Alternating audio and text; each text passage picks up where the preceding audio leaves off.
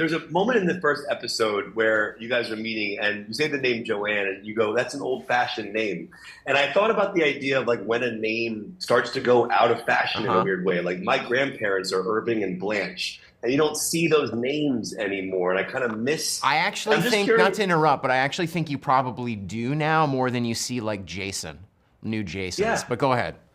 Well, no, that's my question to you guys. If there's an older name that you could see make a comeback that kind of went out of fashion, what name would you want to see come back? I'm not kidding. Amanda, Jessica, Kelly, Chris. They're gone? They're gone. They're gone. No, I'm saying bring them back now. You do that, you'll have the only kid named Kevin in your entire school. They don't do them anymore. Right, because now our they're ages all like are gone. There are no Kristens. Broyden and... They're you will find Blanche before you find Kristen at your school, is my opinion. They all have cycles, though. It's the same reason why, like, you know, the kids have all this new vernacular, like my kids are Gen Alpha, and they've got all these words, but the second I know the word, they, like, change the word. Yeah.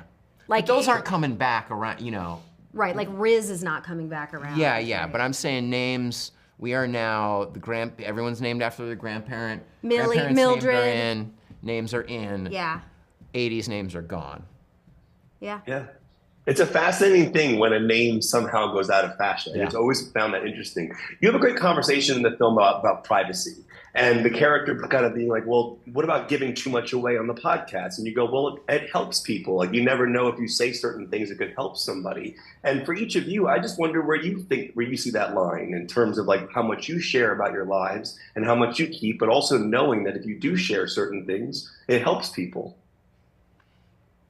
You want me to go? I think everybody's different, and everybody should be different. I think there should be shy people, there should be outgoing people. They all serve a purpose for our community, right? And if you look it up, like culturally or anthropologically, like you need different types of people, right, to make a tribe work and a functioning community. So I think there are going to be people who are much more reticent, and I think there should be people who are oversharers, and they're both they both have value. I happen to be an oversharer, and I do believe that maybe that helps people. It also gets me into trouble sometimes when I say too much, but it's like that's I'll take it. Because that's just who I am. I think both sides are valuable. I think in general, I'm actually an oversharer too. And, you know, I don't think I do it out of a sense of altruism. I think I do it weirdly out of a sense of vanity. But yeah, and sometimes could be helpful, I think, and sometimes I think it's not helpful at all. So still trying to navigate that. You know, there's a really powerful scene, Adam, where you give a speech where you're talking about the idea that everything can have purpose if you allow it. And I think it's a really, really great line. I genuinely think it's a truthful line as well. And I'm just curious, as actors, but just in general, as yourselves, what do you think that line means to you? The idea of everything can have purpose if you allow it. Well, gosh, I mean, it's very interpretive. For me, not as a religious or maybe even what you classify as spiritual person, but as someone who partakes in storytelling. You know, I can see a lot of in things, a lot of the metaphor psychologically or artistically or mythologically, the romance of stuff, the cyclical nature of something.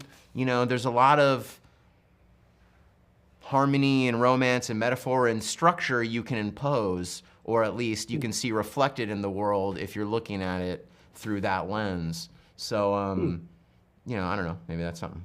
I think everything, I look for purpose in things and meaning in things, but I also realize that comes out of human beings, like the software we have in our heads, it mandates some sort of coherence to the world. Like you have to make sense of things, otherwise you feel unhinged and dangerous and out to sea. And so that's why you find different people gravitating towards religion or community or belief systems. It makes us feel safe. And so I acknowledge that, and I certainly feel safe looking for meaning in things, but also just in the building block of like the one life that I have. I'm like, oh, I can take meaning from this and build myself into I don't know, a person that's experiencing Earth more vibrantly or wholly than a person who doesn't look for meaning and is just like, I'm not like a nihilist. Yeah, well, I appreciate those answers. It was a pleasure to talk to both of you. And Adam, I rewatched Jennifer's Body the other day. You're so great in that movie, man. All I love right, that movie. thank you. Karen crushed that film. She really, really did a great job with that movie. Both of you, Appreciate it. congratulations to you on the show. Nice talking to you both. Thanks so much. Thanks. See ya.